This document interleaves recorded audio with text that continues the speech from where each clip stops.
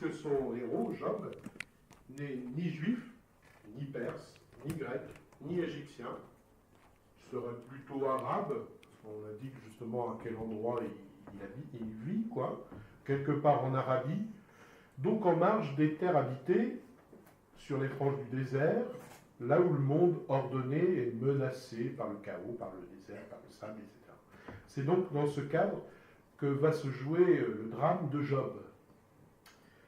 Il y a le nom même de Job. Vous savez bien que chaque nom dans la Bible, souvent, il y a une signification.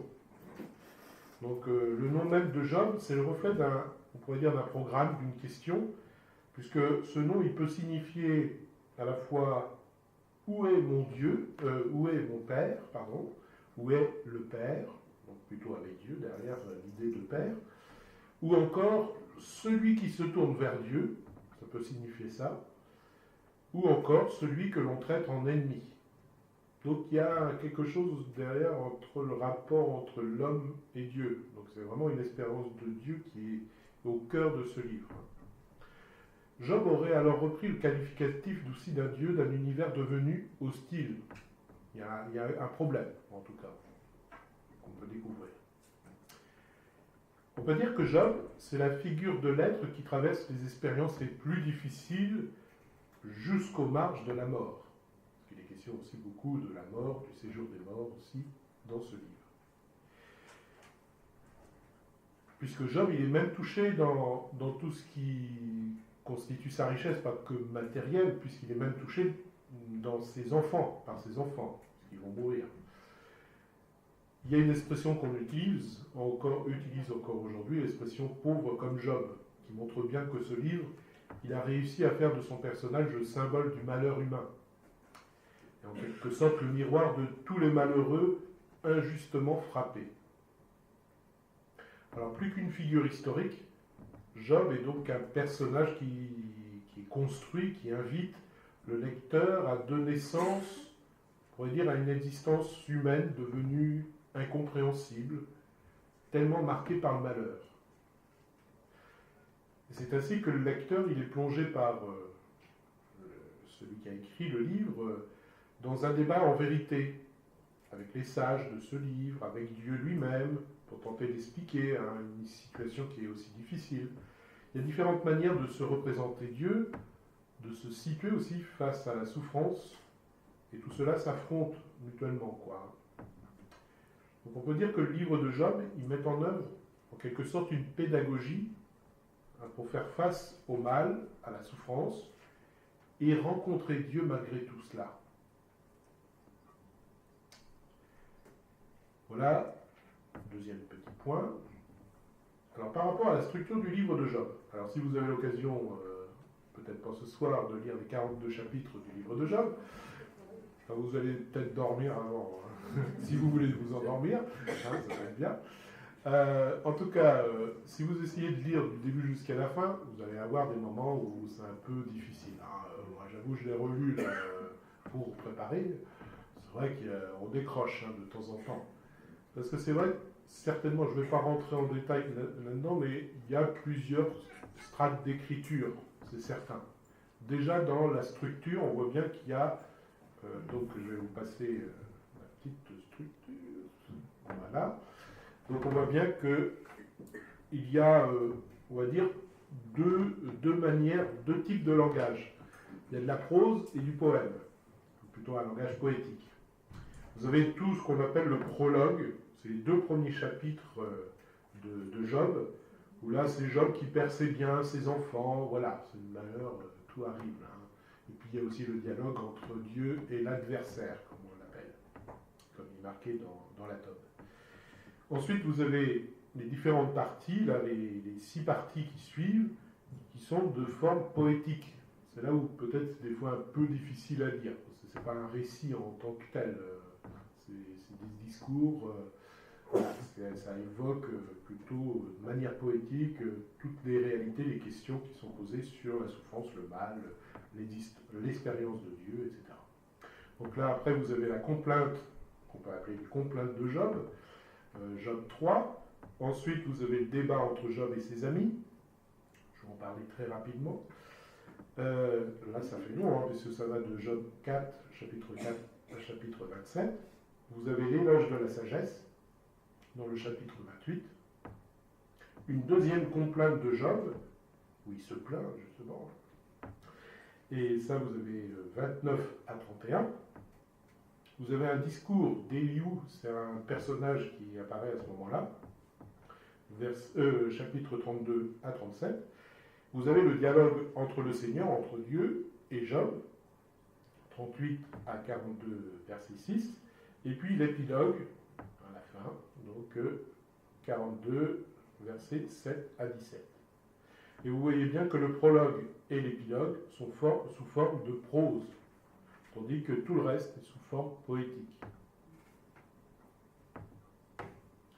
Alors ce que je vais vous proposer, je ne vais pas vous faire les... Combien ça fait là 6, 7, 8, les 8 parties, hein, vous inquiétez pas. Hein, c'est pas l'objectif, hein, c'est pour vous faire entrer dans ce livre et surtout de recevoir toutes ces questions qui sont posées et les éléments de réponse qui sont donnés.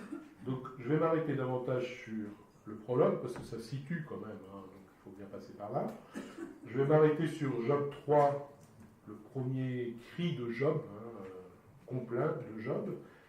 Après on va passer tout le reste. On va s'intéresser au dialogue entre Dieu et Job, parce que là il y a des éléments de réponse, en tout cas de l'expérience de Dieu. Et puis tout fin, mais très rapidement, l'épilogue, ce sera très très rapide. Donc, voilà un petit peu en gros les différentes parties. Je vais avoir 3 grandes parties. Une première partie sur les malheurs de Job.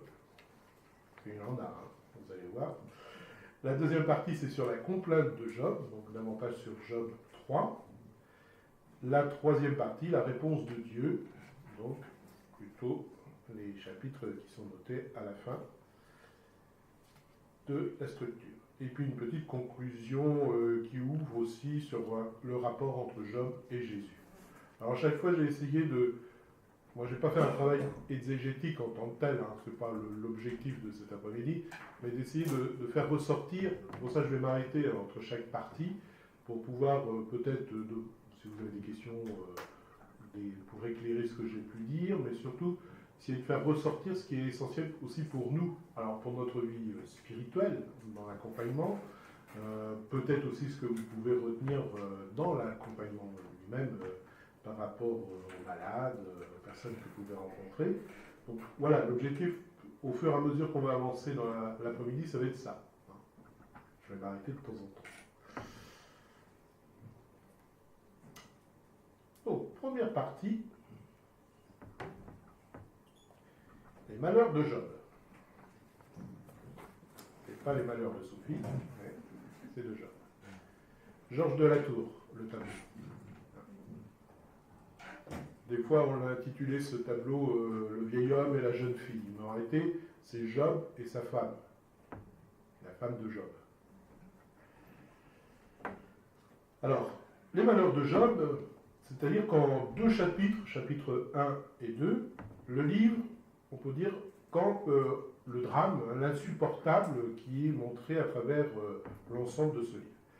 Donc en 2 chapitres, déjà, vous avez ce qui est essentiel. Donc on peut penser sans doute que ce dû être écrit par un même auteur, on va dire, et puis peut-être le reste par d'autres. Bon. Donc ces 2 chapitres nous donnent vraiment tout ce que contient ce livre. Job, le juste, hein, présenté comme le juste, on peut dire jouit d'une situation enviable.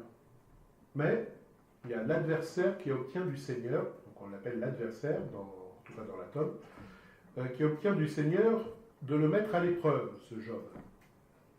Les malheurs, alors, vont faire suite aux malheurs. Il y a un malheur qui entraîne un autre, etc. Irréprochable, Job s'incline, demeure toujours juste devant le Seigneur. C'est ce qui ressort de ces 2 chapitres. Alors, donc Job, c'est un personnage qui est présenté, il est un personnage inégalé, incomparable. Hein. Sa réussite est un exemple pour tous. Et le livre s'ouvre en soulignant justement son exemplarité et aussi religieuse, en le décrivant comme un homme intègre, c'est ce qui est noté, intègre et droit, qui craignait Dieu et s'écartait du mal. Le narrateur signifie la perfection de sa vie religieuse. On peut dire que Job, il vit l'idéal complet de la sagesse, qui est d'haïr le mal. On retrouve certaines expressions dans les Proverbes, par exemple, le livre des Proverbes, chapitre 8, verset 13. Car le principe de la sagesse, c'est justement la crainte du Seigneur. Alors la crainte, c'est pas d'avoir peur, hein, c'est reconnaître la grandeur de Dieu. Il vit, Job, l'idéal du croyant qui met en pratique la Torah, alors que je vous ai dit qu'on ne dit pas qu'il est juif, qu'il est grec, etc. Hein. Donc il met en pratique la Torah sans être lui-même en apparence d'origine israélite. Hein. Par son zèle, poussé jusqu'à la caricature, on pourrait dire, hein, parce qu'il évite à ses enfants toute situation d'impureté qui pourrait les condamner. Et c'est lui qui va sacrifier pour ses enfants, il va sacrifier à leur place, donc il portait des sacrifices après que ses enfants aient festoyé, donc peut-être des débordements pendant les repas, on va dire. Donc pour demander pardon, en tout cas, eh bien, il va offrir des sacrifices au nom de ses enfants. Donc on pourrait dire que rien n'échappe à sa maîtrise. Au niveau religieux, il est vraiment, on pourrait dire, il essaye de mettre en pratique cette Torah. Même les œuvres de Dieu, en réponse aux actes supposés de ses fils, sont prévues et sont prévenues. Alors sa réussite fait de lui, on pourrait dire, le plus fortuné, ce qui est marqué, le plus fortuné parmi les fils d'Orient. Donc il jouit d'une reconnaissance internationale, on pourrait dire, puisqu'il y a même la venue de ses amis qui l'attestent, hein, et d'autre part, qui reconnaissent. De la terre aussi et au ciel, il n'y a pas d'homme plus juste que lui, on pourrait dire. Ensuite, un petit peu plus loin, dans quelques versets plus loin, dans le premier chapitre, vous avez le lecteur qui est vraiment spectateur du débat entre Dieu et l'adversaire. Alors, qui est cet adversaire? Alors, c'est intéressant, je ne vais pas trop rentrer dans les détails, mais s'arrêter sur ce mot adversaire. Dans la Bible, en tout cas, ce terme est mentionné 33 fois dans la Bible hébraïque, cette appellation, adversaire. Ça provient d'une racine qui signifie être un adversaire. Et ça doit être traduit par un nom commun comme l'accusateur, l'adversaire, plus que Satan. Je n'ai pas vérifié, j'ai travaillé sur la Tob, moi je n'ai pas travaillé sur les autres Bibles, mais peut-être d'autres Bibles traduisent Satan, je pense. Mais c'est plutôt l'adversaire, l'accusateur. Et dans l'Ancien Testament, c'est comme une figure seconde entièrement sous la domination de Dieu. Le personnage de l'adversaire, il a une fonction plutôt dans ce récit narrative.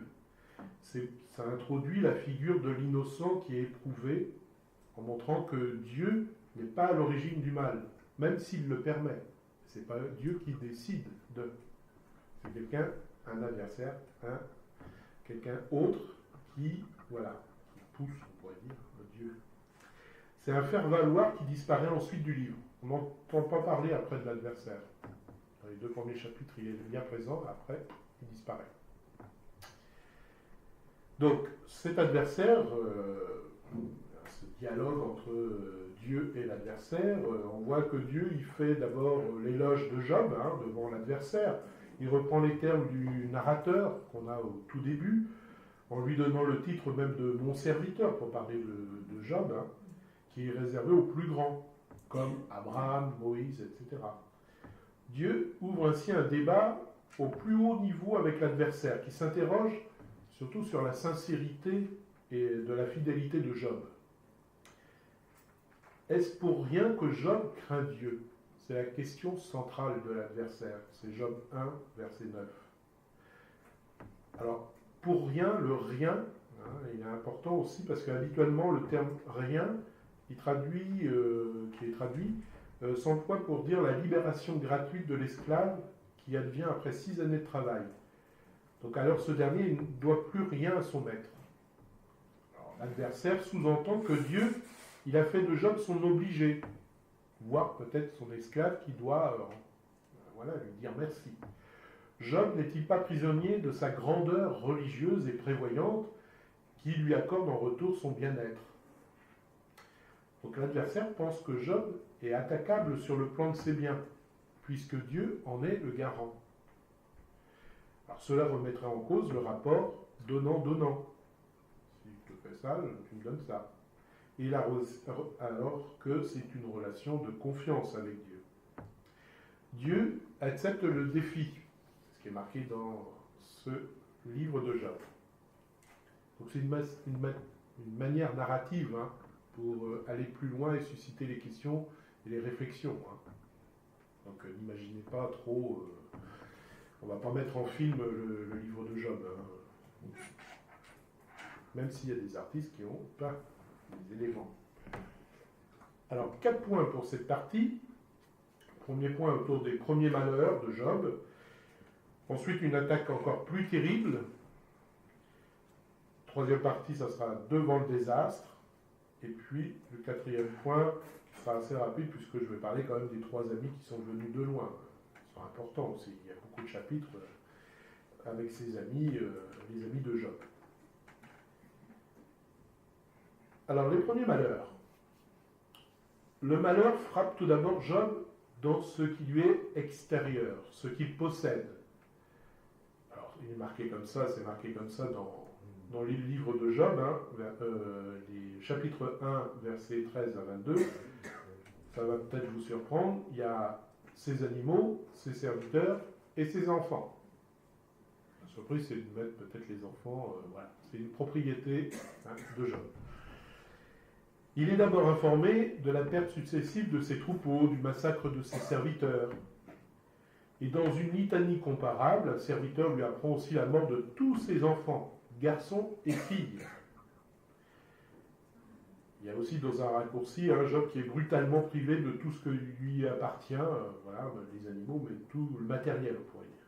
Le narrateur décrit l'attitude de respect de Job quant à la souveraineté indiscutable de Dieu sur sa vie.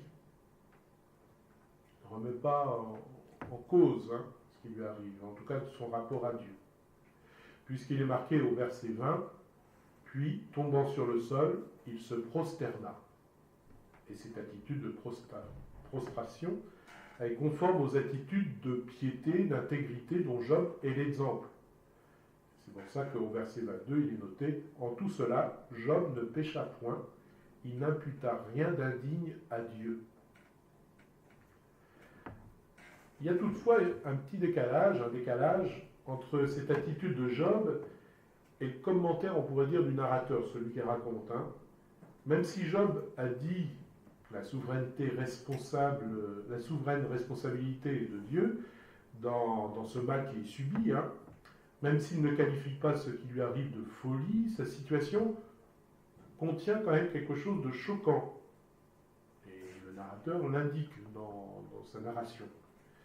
Puisque le narrateur, il émet aussi la possibilité d'une parole qu'il qualifie dans certaines traductions de folie.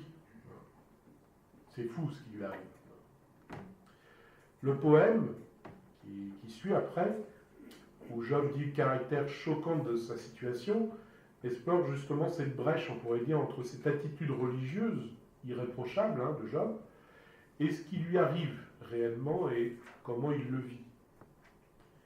Et il y a aussi dans le livre le débat avec ses amis qui vont tenter de montrer justement la non-adéquation, la non-pertinence de la réponse religieuse traditionnelle face au malheur, réponse que Job montre par son attitude de se prosterner dans le prologue. Donc on voit déjà que à la suite, dans les autres chapitres, il y a des choses qui bougent. En tout cas, ça ne se conclut pas, Job, il subit, il dit, entre guillemets, Amen à Dieu, et c'est bon, quoi. Deuxième point, une attaque plus terrible encore. C'est vrai qu'au début du chapitre 2, Dieu fait de nouveau l'éloge de Job face à l'adversaire, et il reproche même à l'adversaire de lui avoir imposé d'inutiles malheurs. Le prologue est tendu plutôt entre la question de l'adversaire, est-ce pour rien, et la réponse de Dieu, c'est en vain, c'est-à-dire pour rien, que tu m'as excité contre lui pour le détruire. Vous avez ça au verset 3 du chapitre 2. Et tout le poème qui va suivre, tous les chapitres suivants, vont tenter d'expliquer ce pour rien, afin de comprendre en quoi l'épreuve de Job, elle est insensée, et sa rébellion est justifiée. Parce qu'il va se rebeller quand même un peu plus loin. Mais l'adversaire estime que Job n'a pas été touché au plus profond de lui. Là, ses malheurs, c'est extérieur, même si, je ne sais pas si c'est extérieur pour ses enfants quand même, mais bon, c'est ce qu'il possédait. Et comme ça, c'est marqué dans le chapitre 1. Donc son attitude, voilà, l'adversaire dit, il faut aller plus loin. Son attitude religieuse forme une carapace, on pourrait dire, si épaisse qu'elle protège encore Job de tous les malheurs qui lui arrivent. Et l'adversaire suggère même que Job n'aimerait que lui-même. C'est même peut-être un acte égoïste. Un peu. Alors pour l'adversaire, il suffit alors de s'en prendre, comme il est noté, à sa peau, à ses os, à sa chair, à son amour propre aussi. Mais ce qui est essentiel, c'est à sa peau, à ses os, à sa chair. Et l'adversaire va rendre Job méconnaissable. Il va l'atteindre au plus profond de son intégrité humaine, et Dieu accepte à nouveau le défi.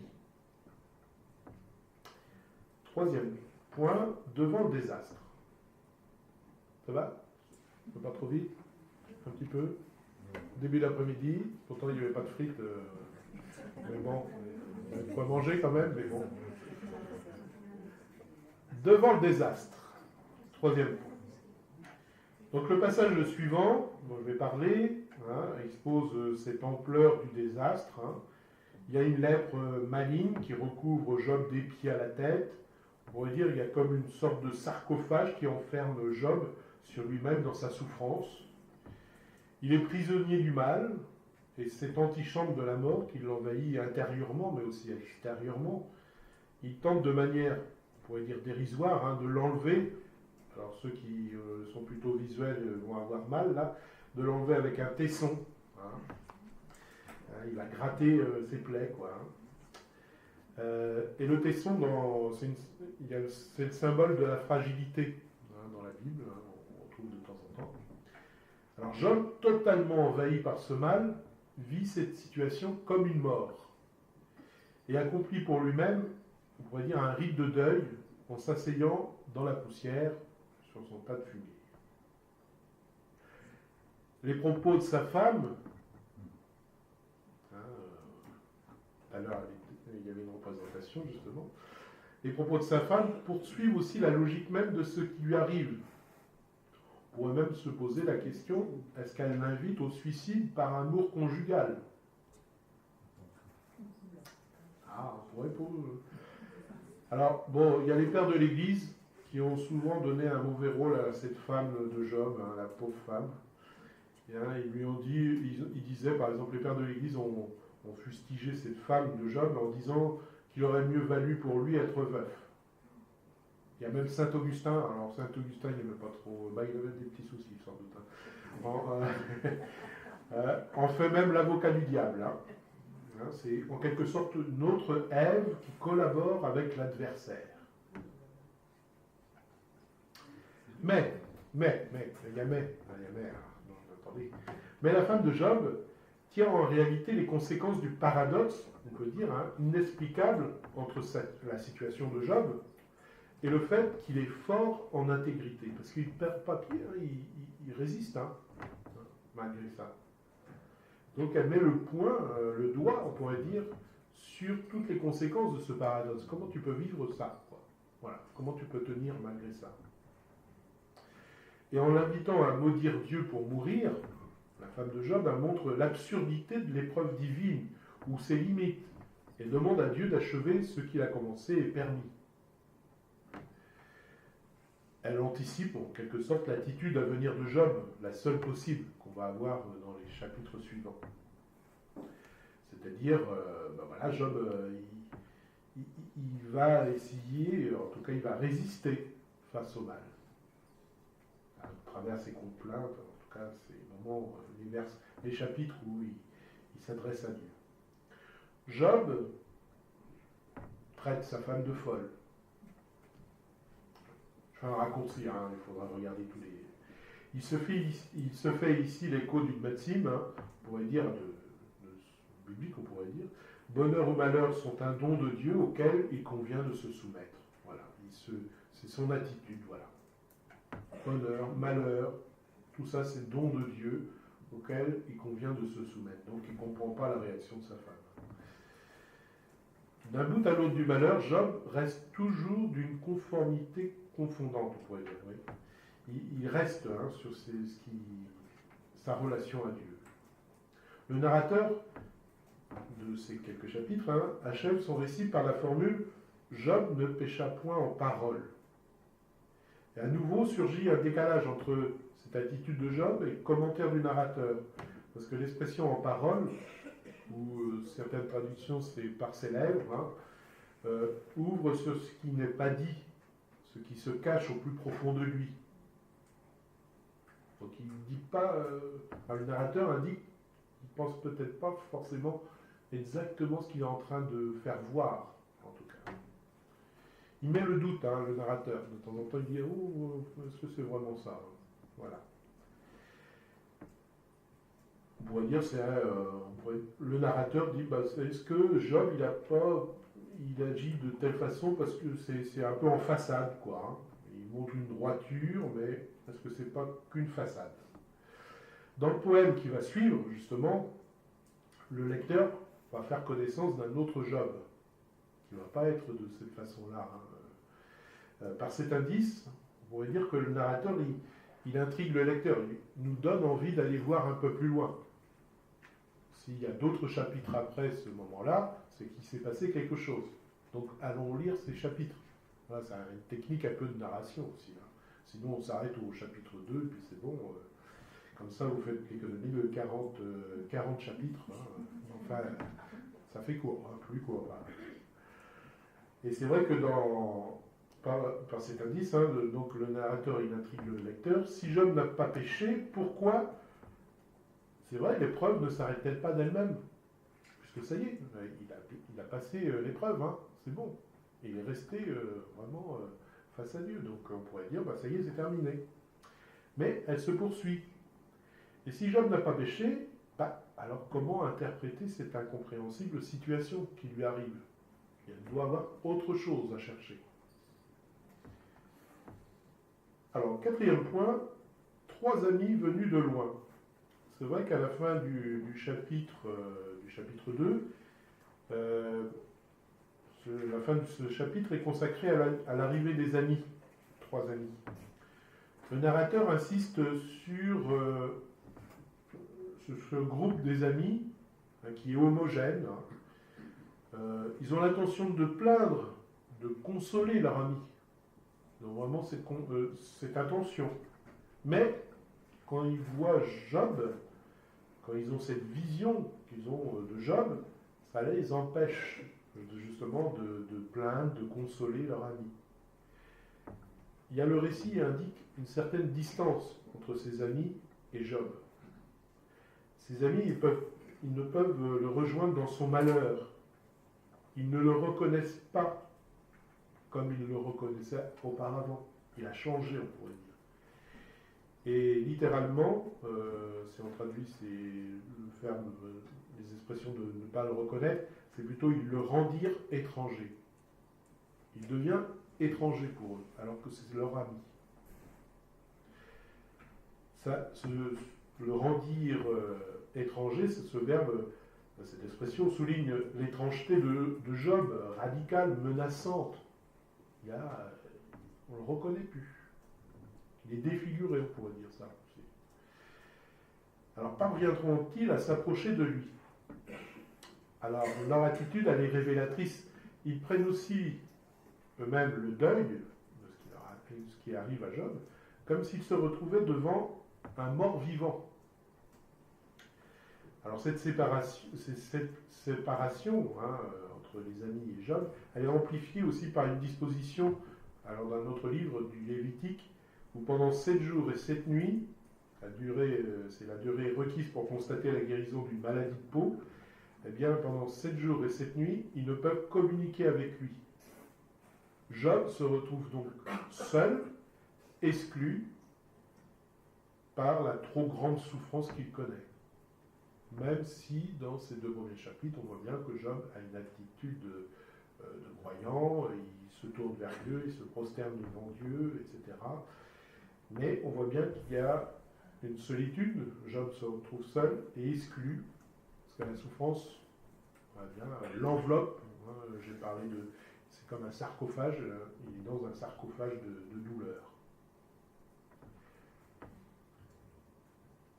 Voilà pour la première partie qui est plus pour situer le livre, les différences d'expression. Ça va, c'est ce que vous vous rappeliez un petit peu de Job, Ça va, j'ai pas dit de choses. Donc si on s'arrêtait sur ces 2 premiers chapitres, on pourrait se dire, bon ben voilà, on a un croyant, Job, un juste, il lui arrive plein de malheurs, en plus Dieu il a laissé faire, et pourtant il reste dans sa foi en Dieu, et il va jusqu'à se prosterner, donc il reconnaît la grandeur de Dieu malgré les malheurs qui lui arrivent. Ça c'est les 2 premiers chapitres. Et pourtant, de temps en temps, le narrateur, il met le doute, il pose des questions, il se dit « est-ce que c'est pas juste une façade? Est-ce qu'il pense vraiment ça en lui-même ?» On va voir dans la durée, parce que ça ne s'arrête pas, il a toujours la lèpre, et voilà, il n'a plus rien, sa femme l'a abandonné, les enfants sont morts, voilà, il se retrouve tout seul, ses amis n'osent pas se rapprocher de lui. Bon. Donc il doit avoir d'autres questions, d'autres problèmes qui sont posés par la souffrance, par le malheur et l'expérience avec Dieu. Donc ça c'était la première partie. Est-ce qu'il y a des choses que vous voulez réagir Voilà, c'était vraiment pour situer un petit peu l'ensemble. Alors c'est pas que l'image qui est piquée, c'est Job, il n'est pas très bien. Donc il y a sa femme, justement, et puis les 3 amis qui viennent, justement. Alors c'est vrai qu'au niveau iconographie, il y a énormément de représentations de Job. Alors que, comme je vous ai dit au tout départ, il y a le livre, deux citations dans la Bible, et c'est tout. C'est bizarre que cette figure de Job ressorte sans cesse. Je pense que c'est aussi le travail de traduction qu'il y a eu depuis... j'ai lu ça dans la tome, je vous dis d'où ça vient. Je crois qu'en 1952, on a retrouvé des passages en hébreu de ce livre, et donc on a retraduit, et on a bien vu qu'il y avait des petites différences entre les traducteurs, bien sûr. Donc il y a eu un travail aussi. Et puis au niveau théâtre aussi, j'ai pas fait de travail sur ça, mais il y a beaucoup de pièces, même de certaines compositions musicales, qui partent sur la figure de Job. Donc ça veut dire, vraiment, ça nous rejoint dans notre humanité, on peut dire. Mais pas que dans notre foi, mais dans notre humanité. Questions, réactions, expressions?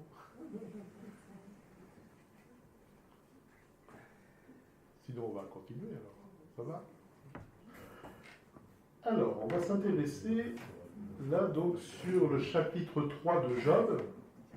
Alors, c'est là où va ressortir donc, les éléments un petit peu plus pour notre foi et notre vie et notre accompagnement. Donc, la complainte de Job.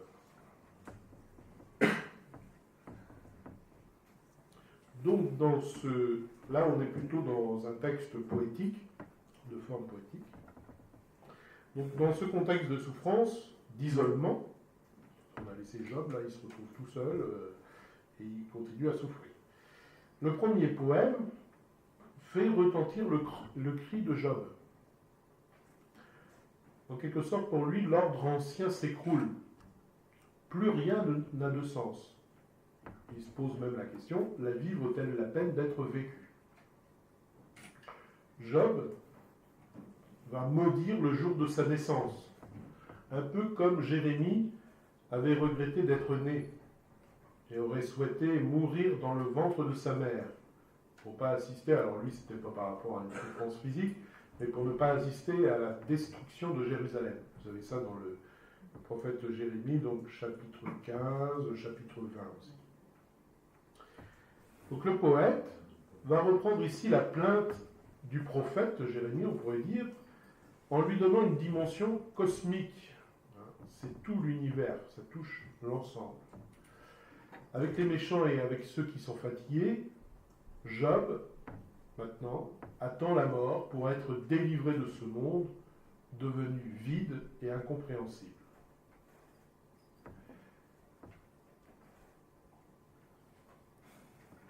Trois points. Premier point, ça va être vouloir ne pas avoir été.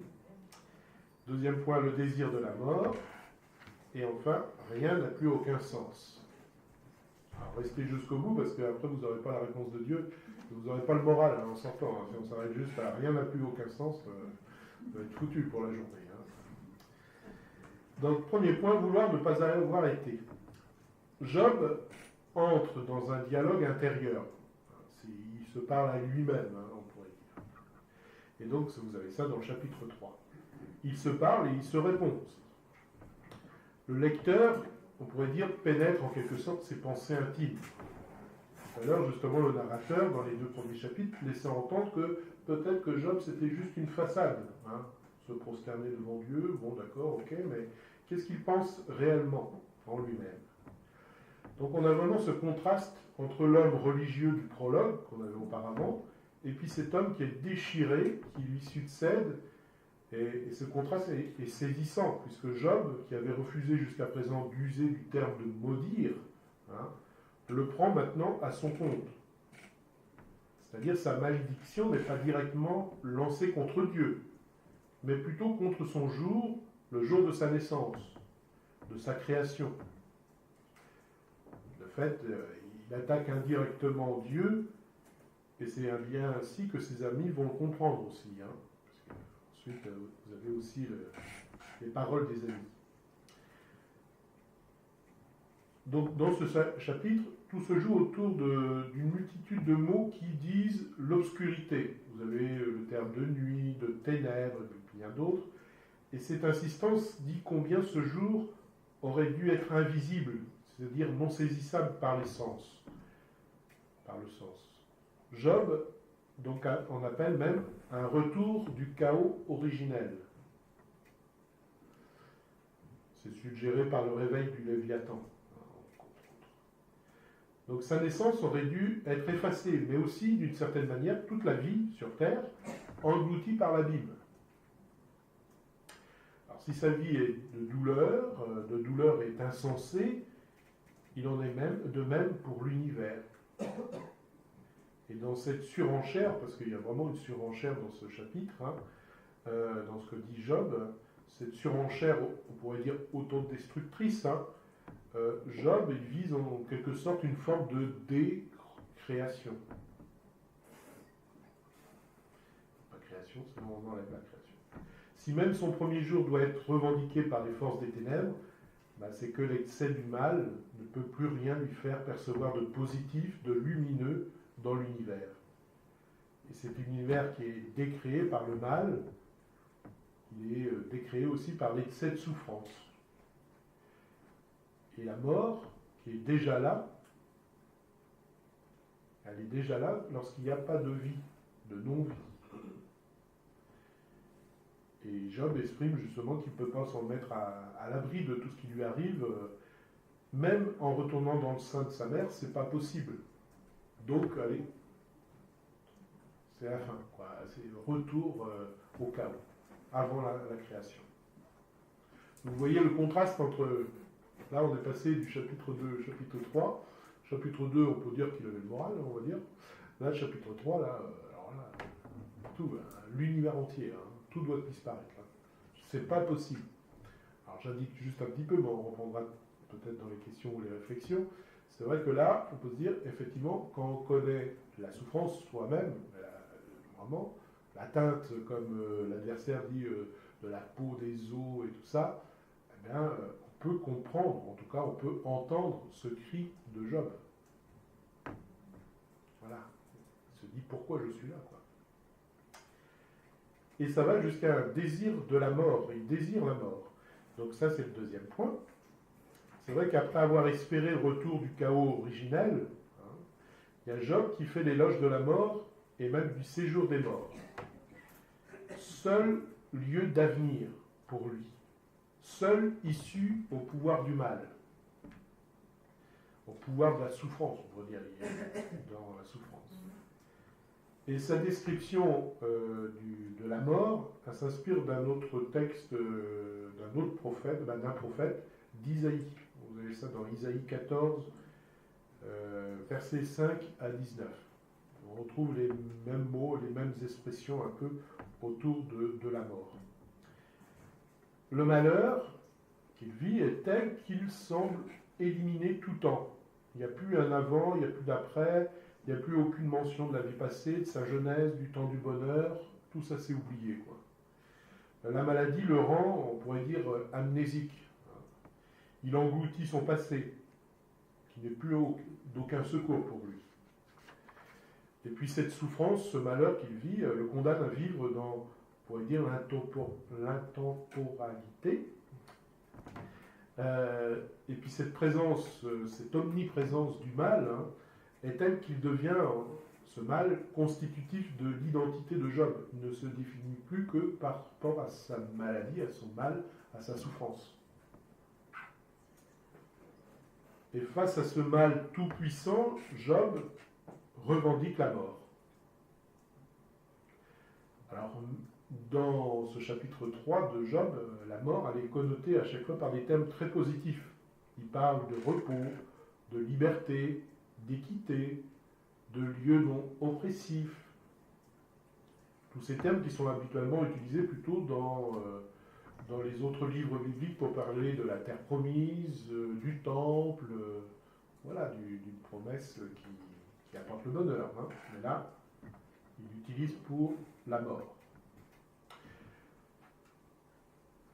Elle est désormais, la mort, ce lieu de vraie égalité sociale, de liberté pour les esclaves, de repos pour les affligés, d'égalité entre les méchants et les justes.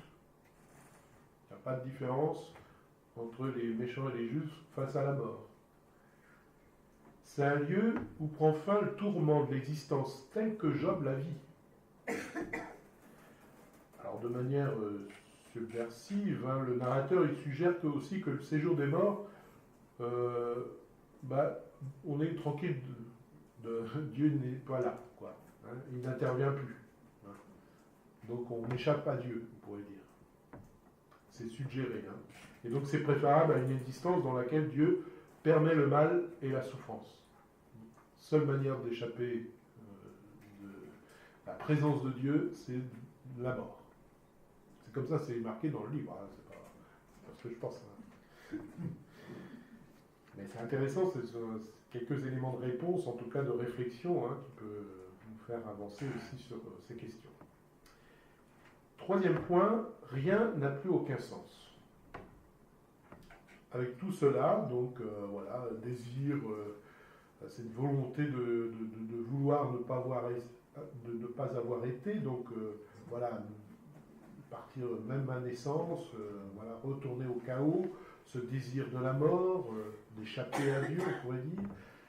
Bien, c'est pourquoi Job il déploie ici, après sa situation présente, en interrogeant les intentions du Créateur. Et on va trouver quelques éléments de réponse dans la réponse de Dieu dans la troisième partie. Job dénonce la contradiction qu'il y a de bénéficier de la lumière, de la vie, lorsqu'on est dans un tel état de souffrance. Et que, d'un coup, on ne peut pas profiter de cette lumière et de cette vie. La description de sa situation, plus de sérénité, de repos, de paix, mais là, c'est plutôt de peur et d'agitation. On voit bien que là, il passe à la peur et à l'agitation, et donc moins enviable que celle qu'il aurait au séjour des morts. C'est pour ça qu'il désire vraiment d'aller à la mort. C'est pourquoi Job ne craint plus la mort. On pourrait dire que la mort, elle est qualifiée dans ce passage, souvent aussi d'autres mots qu'on n'utilise pas normalement, habituellement en tout cas. Il donne le nom de joie, il donne aussi le nom de réjouissance, un lieu de réjouissance, un lieu de joie, la mort. c'est vrai que ça pose la question, j'entends. Les yeux, c'est pas terrible, mais les oreilles, ça va. Mais c'est vrai que pour nous, on se dit, ah bah tiens, quand on a un langage comme ça, Est-ce que Job, il n'a pas pensé au suicide, hein? Tout à l'heure, je vous ai parlé de sa femme qui lui dit, bah voilà, c'est la solution, hein, vas-y, hein, on y va. Mais attendez, il y a la réponse de Dieu. Après, là. Attendez, ça n'arrête pas là. Voilà, donc,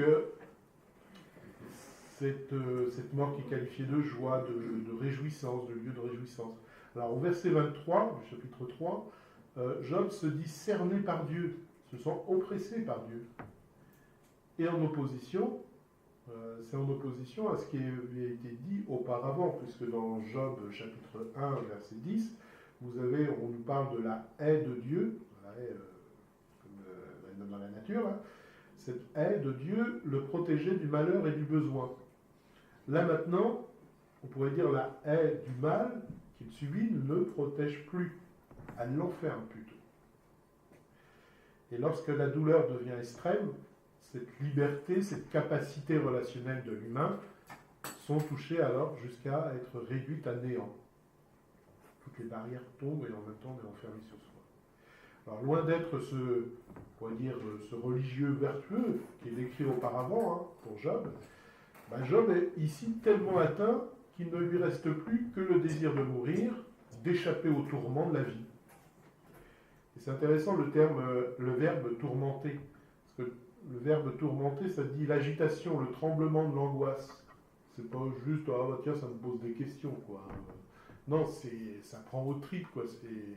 Je vois plus rien, tout saute autour de moi, quoi. Voilà, je suis perdu, quoi, en quelque sorte. C'est l'agitation.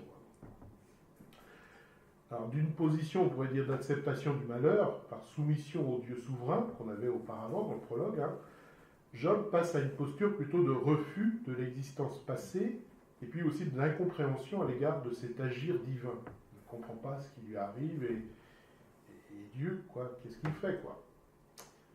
Donc sa présente vie n'a pas de valeur, c'est plus l'objet d'aucun regret, puisqu'il maudit même le jour de sa naissance, et même celui de sa conception. Alors, sa parole, la parole de Job, nie ce qui est considéré depuis toujours comme une bénédiction, la naissance. On parle plutôt, quand on parle de naissance, de bénédiction. Lui dit c'est un malheur. Donc le premier poème de Job est donc une remise en cause de sa vie sur terre. C'est une justification aussi mortifère, on peut dire, hein, de son élimination du monde. En reprenant un peu cette plainte de Jérémie, du prophète Jérémie, il y a le poète qui écrit ce passage de Job, il fait de la souffrance de Job un événement aussi tragique que ce que va vivre le peuple hébreu au cours de la destruction de Jérusalem. Il fait un rapprochement en tout cas. On ne peut pas dire que c'est identique, mais c'est comparable en tout cas.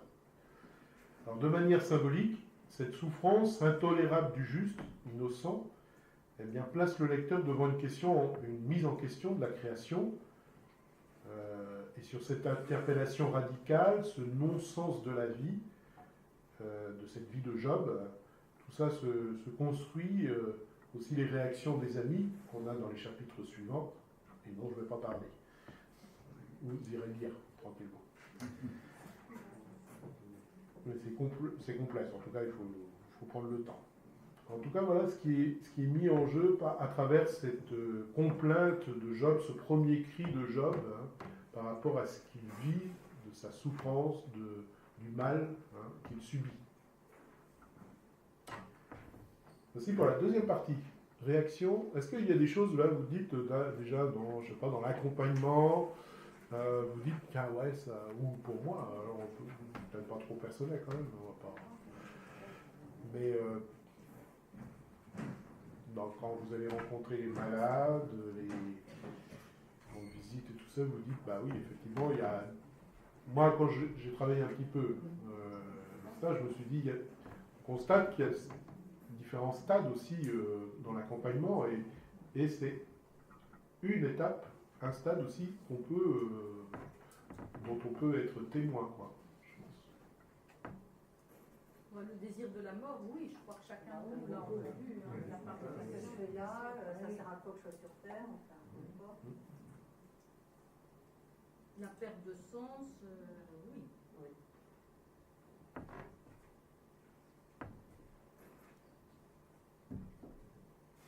On entend aussi par contre par rapport à ça, le personne âgée, Dieu m'a oublié.